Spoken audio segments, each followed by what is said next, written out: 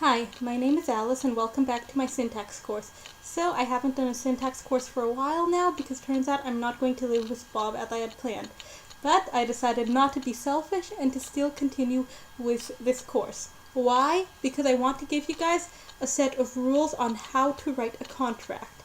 What are these rules called? In mathematics they are called axioms. You do not doubt them, that's the idea, though we can kind of understand from what we will say why they make absolute and total sense. So what is a contract exactly? Let's talk about it. A contract is basically a set of rules and a set of people who have to follow those rules, correct? So how will we write it? We will call the axioms AI. How many axioms will we have? A natural number, right? We can't have a negative number of axioms. So we will say that we have AI when I is going to be equal to 1 till m is our set of axioms. And besides these axioms, we need a set of people. So we'll have xj. How many people will we have? Once again, a natural number, but not necessarily the same one, when j is going to be equal to what from 1 to small n. So this here is a legal contract. It's a set of axiom and a set of people. But it has to follow a certain number of rules, which we call axioms in mathematics. So what are the rules that it must follow? Let's begin with the first rule. The first rule is language. I will erase this so that we can all go on to the rules. The first rule is the language. How should we write it? In which language? We'll define what it is. We will write it in a formal language. When we say language, we mean this. Language is the first rule.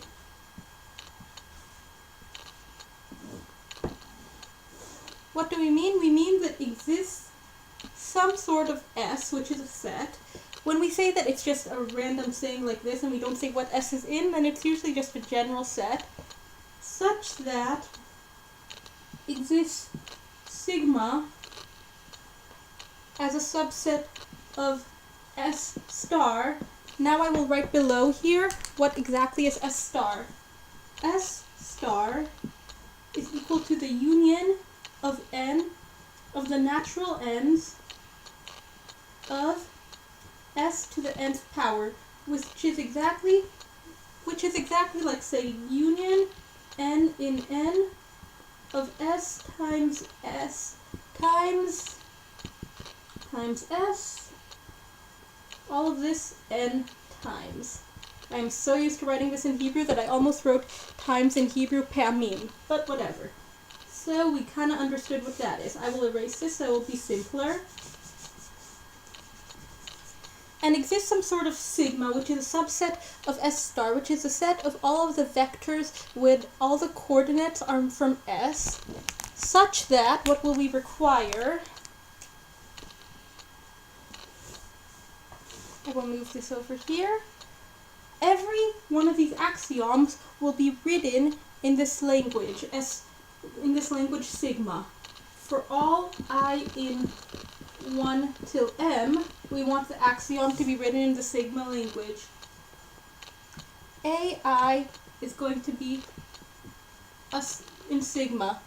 Usually in computer sciences you can call this sometimes a string, which is like just a vector of a certain length. And this here is called S star. This is what a formal language is. I will mark this in red, which is the definition of a formal language. Sigma is a formal language if it's like this. Awesome, so we understood what the language should be. Let's give an example of a language. A good language would be, for example, numbers. Another good language would be symbols, mathematical and logical symbols only, or we could use computer languages as long as they follow these axioms. Now we're done with this. So that was our first axiom, language. Now let's go to axiom number 2. My hands are going to be so dirty after this. Axiom number 2 is format.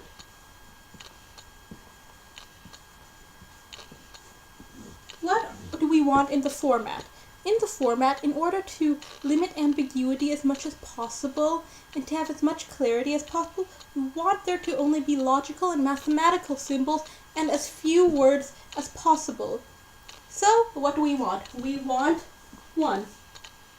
Lots of math slash logic symbols.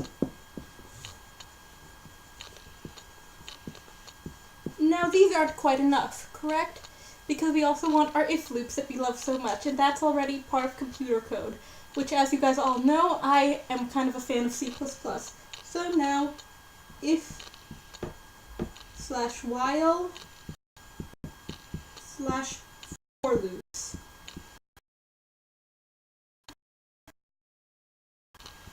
Loops. In which language? In a computer language that that fits our axiom number 1. One of the things that we need in every formal system is there cannot be any contradictions, meaning that if I use a language that doesn't fit with axiom number 1, that's not good enough. So, did we understand the format? Yes, I think we did. Now, let's go on to the third part, which is, can we all guess what it is? Validity.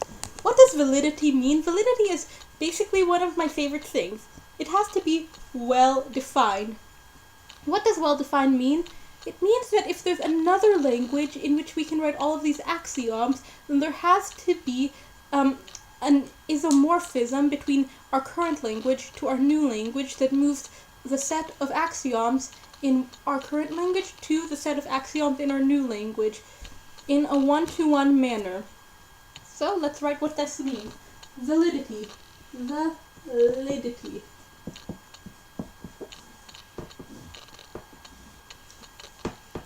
Now, what does validity mean? It means this. For every S is going to be a set, as we like it. For every small s, let's do it, such that we want to have a language. Exists sigma, which is a subset of small s star, such that for all I in 1 to m, ai is in small sigma. Then what we want that there will be an isomorphism. How will we write this? Then we require that there must exist some f, which where does f go to? F is going to start like this. F is from the set of ai, I equals 1 till m, in our original language, sigma, to our new language, the same axioms in our new language, ai, when once again I is going to run from 1 to m, in our new language, which is small sigma, such that what we want f to be? We want f to be a bijection, or a one-on-one function, or an isomorphism, so 3 different words for the same thing. Now let's say, what does that mean? That means such that, what must f require? F must require the following. That for all I in 1 to m,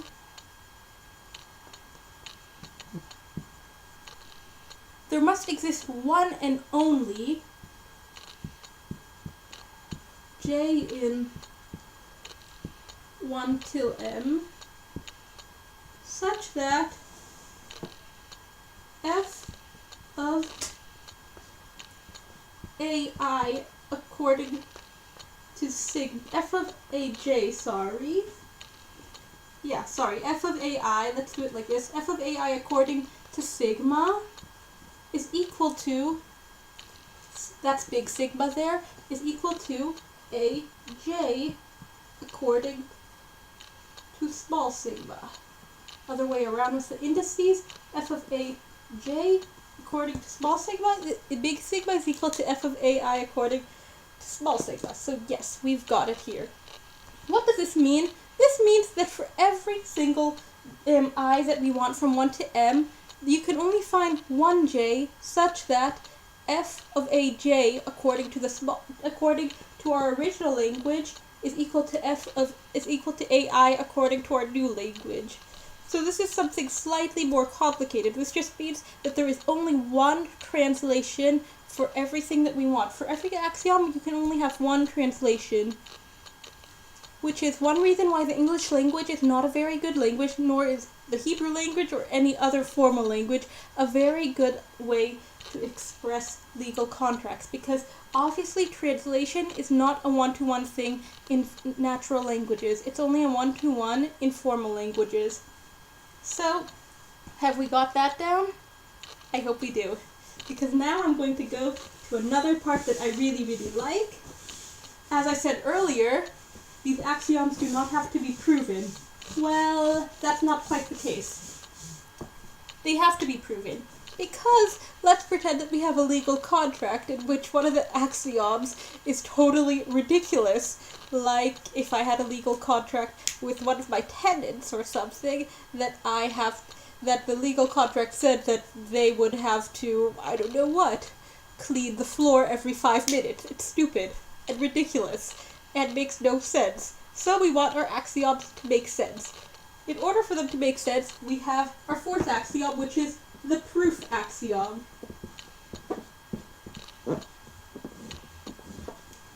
What does proof mean? Proof means that every single axiom has to be proven, but the proof has to be a good proof. What does that mean? It must be a proof using formal tautologies. Unfortunately, in real life, nothing is 100% true, so we will use fuzzy tautologies when we will say that they are true at least 70% of the time, when every single way that we use to prove this will be 75% true or more. So, let's write this out. It says this: for all I in 1 to m, we want to say that AI must be proven. How do we say that AI must be proven? We'll say the following. We'll say that exists some tautologies, tau ij, because we need two indices, because I is for the AI axiom and j is the number of tautologies that we need. J will run from 1 to ki. We had to put ki here so that we can say that it belongs to the ice axiom out of m axioms. Such that for every single c, when c is the case, what will we require? We'll require the following: that such that, how will we say this? For all j in 1 to ki, we'll require that tau ij of c will be greater than tau ij of c is greater than or equal to 0.75. Great, can you guys see that? Awesome. So what does this mean? This means that for every single case possible, the probability that tau ij will be true is over 0.75. So we've got that down. And also what will we require from these tau ij's, this is one thing. Our second requirement from these tau ij's is that this sign here is what we call chaining. I don't know how it says in English, but in Hebrew it's shilshul, so I did a direct translation to chaining. That the chain of these tautologies, meaning one tautology plus the other one and then the other one, from all of these you get a certain conclusion. That's what it means. So I will write that down now, that the chaining of j equals 1 till ki of all of these tau ij must be equal to ai. So what does this basically mean? This means that we need a proper proof for every one of these axioms using tautologies, not really tautologies in mathematics because those are 100% true, rather real life tautologies which are only 75% true. So, which are true 75% of the cases. So that's all what we can require, because if we require 100% true, then we'd get nowhere, because in real life nearly nothing is 100% true. Unfortunately for us, life is not so simple. So we got that down? Awesome, because now I will move on to the next part. What happens? What will we do? These are just a set of rules and guidelines so far. But what will we do? What do we have to do? How do we act? Now, this is our next axiom, fifth axiom, which is a very, very important one, in my opinion. It says that we must cover all cover all probable cases.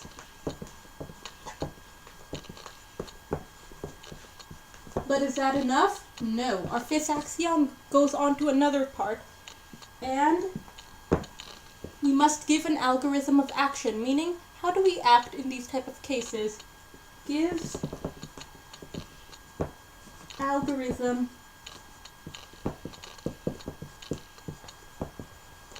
of action, which we will later call AA. Just to make things short, because as you guys know, I hate wordiness and I like it when everything's compact. Awesome. So, how do we say this? We want to say that for every probable case, we will cover it. How shall we say that? So we'll say the following. For all C, such that the probability that C will come true is greater than or equal to 0.75, meaning greater than or equal to 75%, okay, then we have to say how do we act in these situations. Then we will have a natural number and a set of rules. A natural number L and a set of rules, which will be SI, not really rules, more like actions, when I is going to be equal to from 1 till L. And all of these are actions, which is exactly what will we do when C happens. Such that, how do we do this? Now this is the part that we all love. If loops, yes, if loops. So if C, or sometimes we can say, I will use the computer way to do it, which is using green, while C sometimes. So if C, we will begin our loop by opening these curly brackets. If C, then we'll say the following. For int when I equals 1, then we have to do all of these things. We have to do S1 and then S2 and then S3 until SL.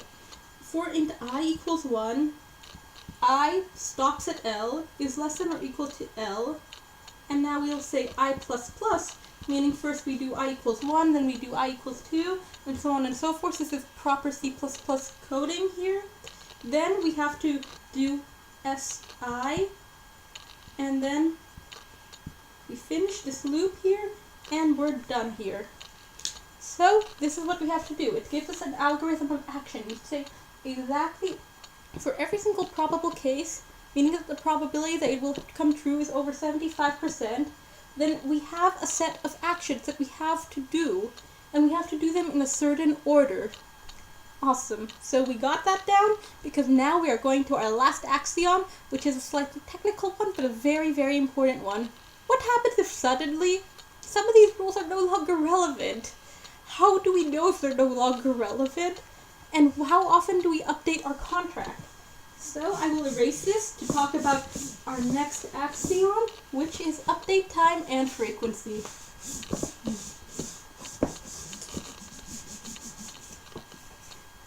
So we have to specify the update time and frequency.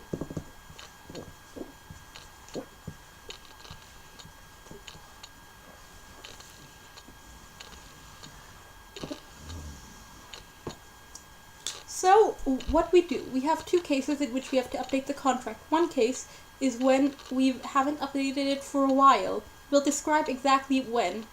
The second case is if something happens.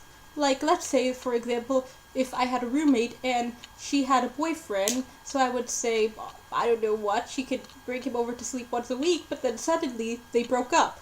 Now she doesn't have a boyfriend to bring over once a week. So is this relevant anymore? No, it isn't. So I would put that in under a case that isn't when we can update. So let's talk about this. What does this mean? How will we do this? So we will describe both of these cases. One, which is the time. The second one is the certain cases in which we have to update the contract. So how will we say this? We'll say exists some sort of t in time. Time isn't really a number, so I just say t in time.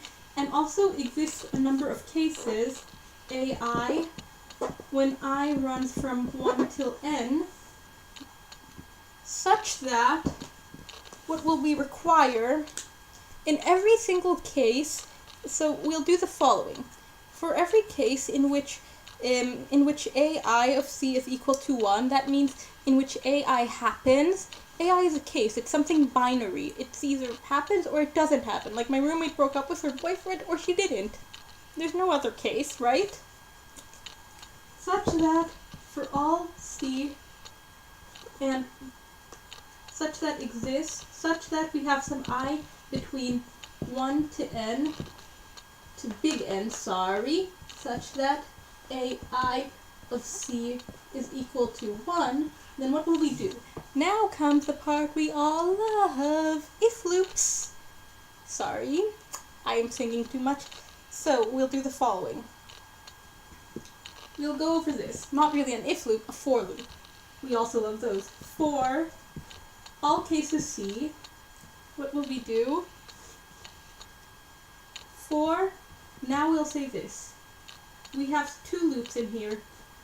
Int I equals 1, I less than or equal to n, I plus plus.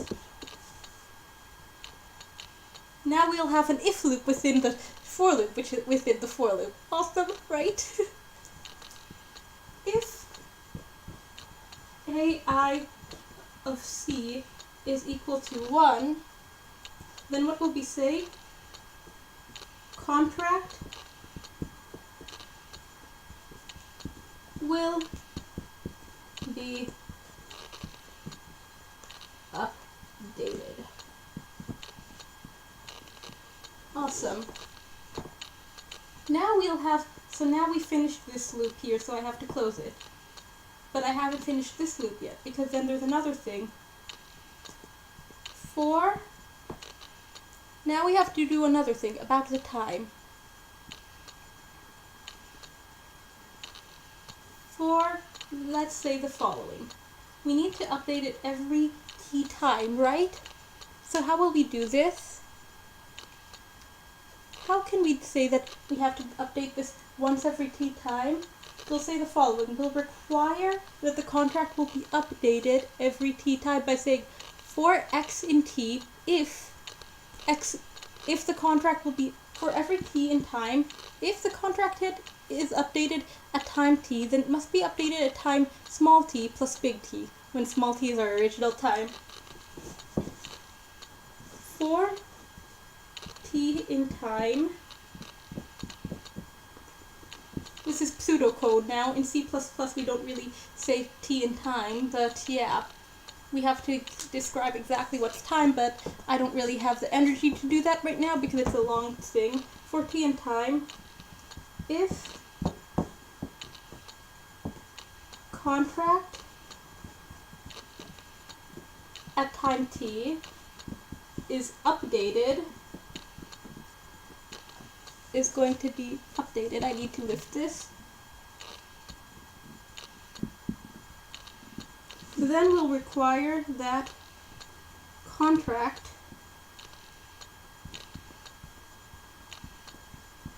at time t, small t plus large t, will also be updated.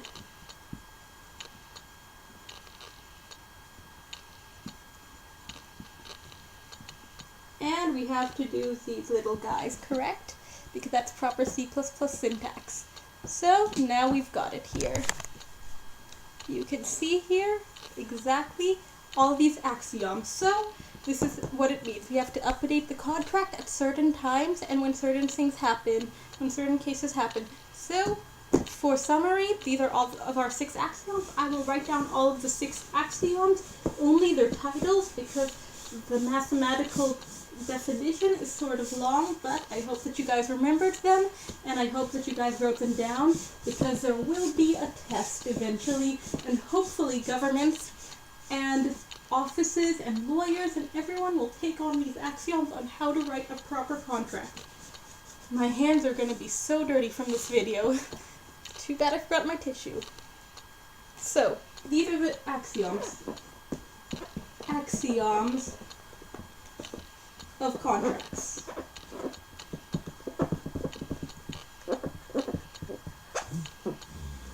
axioms of contracts are as follows. 1.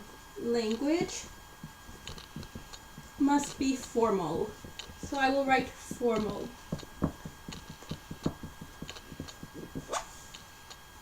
2. Format must also be formal in the terms of formal language. Formal in the terms of language.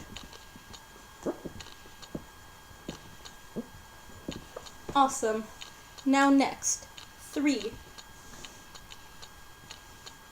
Validity. Meaning all translations must be good. All translations are good. In this case, good means isomorphic. Are isomorphic.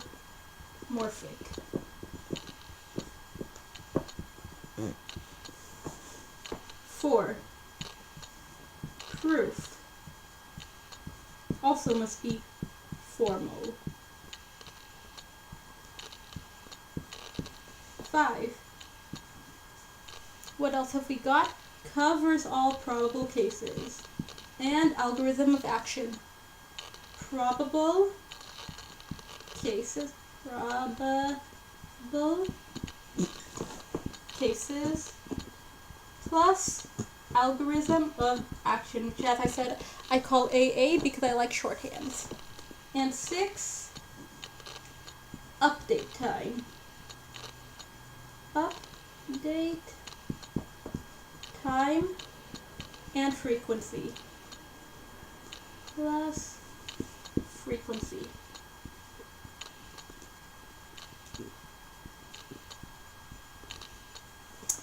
So these are all of our axioms on how to write a legal contract. Not so tough, correct? Awesome.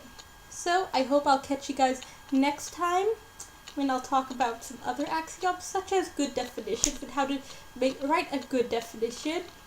But that is for next time. In the meantime, remember these axioms, and whenever you write a legal contract with somebody, make sure to follow all of these axioms. So good luck to all of you, and I'll see you guys next time. Bye-bye.